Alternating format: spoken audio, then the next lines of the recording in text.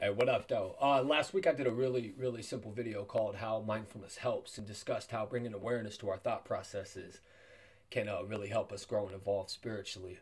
So this week I want to move past something that every Psych 101 student has probably seen 1,000 times of thoughts, feelings, actions, and get into the meat and bones of that and explain where it comes from. Now, that, of course, would be the Buddhist psychology of the three difficulties. And at their core, they're really simple. They go, number one, becoming aware in the act. Number two, remembering before the act. And number three, catching hold of the thought process.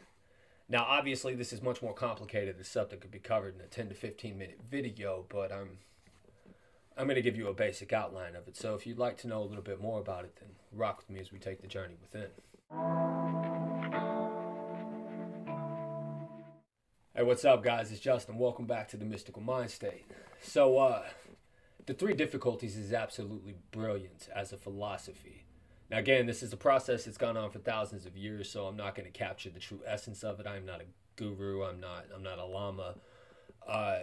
You want to read the three principal aspects by the Dalai Lama and have your wig blown back on this subject, knock yourself out.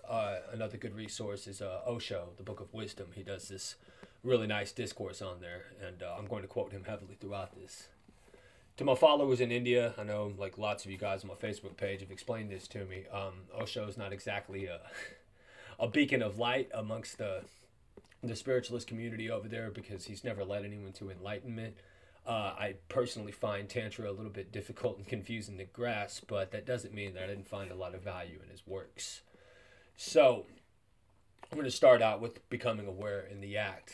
That's exactly what mindfulness is. That's setting the vigilant guardians in our mind to pay attention to our inner dialogue and how it interacts with the world around us. So most of us know the feeling of being completely swept away by our emotions and reacting without even really thinking. And we get to the end of it, we're like, what happened? How did I end up here? Like, because we just get swept away in this wave, Those of you that are prone to anger, that red hot burning sensation that kind of just takes over and you blast off. Trust me, I've been to the penitentiary for it.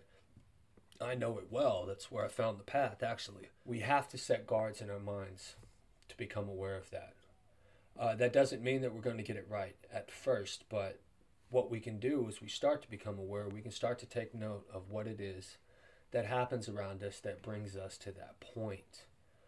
And then we can start asking ourselves healthily, what do we want to do about it? Is this something that's going to add to the stream of life? Is this something that's going to hinder my growth and the growth of the people around me? And then we can start to train ourselves to remember before the act. Now, Osho says simply, before the thought process is transformed into actuality, we need to become aware because committing it to our mind still contaminates you. Now, what that means is, it's like you see this in Christianity. To think a thought is just as bad as actually doing the action. So if you're murdering somebody in your mind, you might as well have committed the action. And the reason being for that is our thoughts have this creative power. A lot of people aren't aware of that. But basically, those thoughts go out into the ether. I'm going to use a Kabbalist term here, but it's like a boomerang. So you shoot it out into space. And it comes around and it comes around and it comes back to you eventually. It always does. That is the basics behind karma.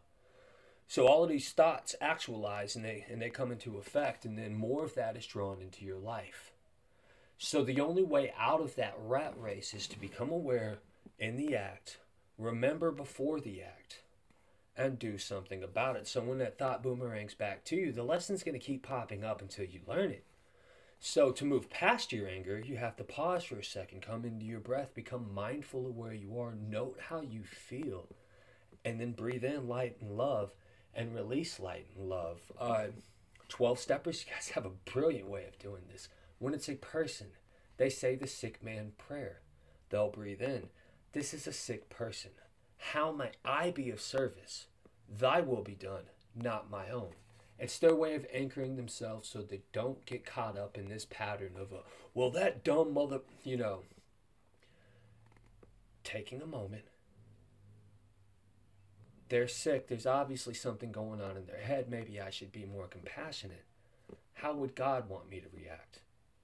how would God want me to respond? Is it in anger? I doubt that. So then we learn to move beyond it, which brings us to the third point in that, catching hold of the thought process. Now, the way Osho puts that is to become aware of what leads to certain actions before it becomes a thought. Each thought is triggered by a feeling. Now, I know the feelings, thoughts, and emotions, they kind of are interchangeable, but according to Tantra, like in that brand of Buddhism, what's actually happening is something from the external world triggers a feeling that arises within us and becomes a thought. So, like in the example I used, being left at work to do a task that would normally be done by 3 people will bring up any feelings of abandonment or resentments that we have at people that left us at like developmental years of our lives. Now, when you start looking at that and you get down to the root problem, you strike at the root of the weed if you want to pull it out of the garden of your mind, right? Yanking it off of the top and be like, oh, yeah, I'm fine. Positive vibes only, positive vibes only. That's bullshit. That doesn't work. What you have to do is realize that that feeling is coming from something that is unresolved. It's coming from some sort of resentment that you have, something triggered from within your past.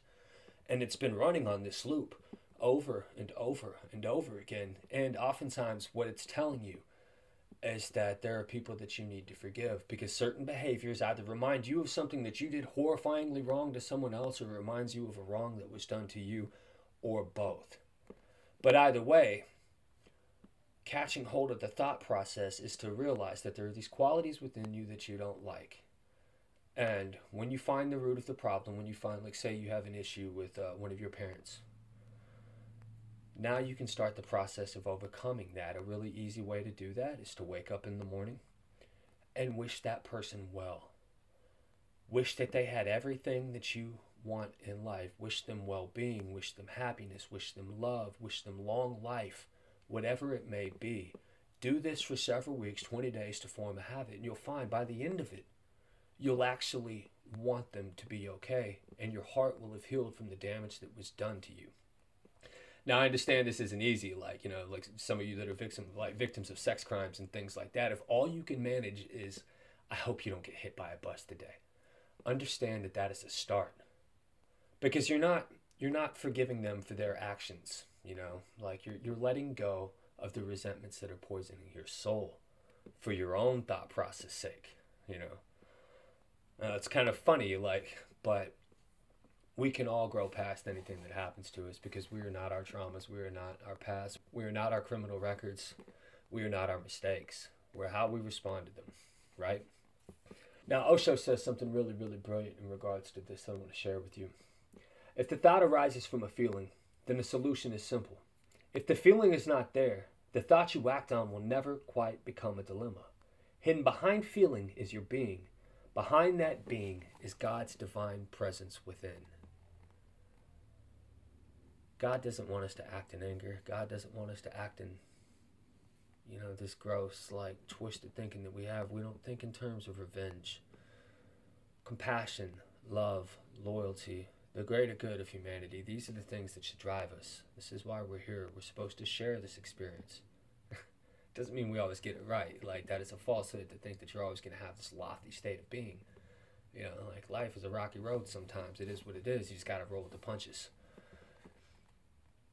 We can move past anything, and the 3 difficulties could be considered an exit strategy for that. Like it says in Proverbs, a lamp from the Lord is human life breath. It searches through our inmost being. Those who love the truth, the real seekers of truth, will do anything to protect their spirit from the trappings of the ego, which only by nature pollutes and deceives. The truth is never according to you. You have to be according to the truth, even when you've denied it for 20 years. God is alive and well, and he wants to have a personal relationship with you. The only way to realize that is to move beyond our preconceived notions, to move beyond our fight and flight responses, to move beyond the, well, they did it to me, I'm going to get them back, second grade mentality that we have. We have to silence the mind. We have to silence the mind in those moments that are integral, where we're making decisions that will come back to us. Rumi always said that God speaks in the silence.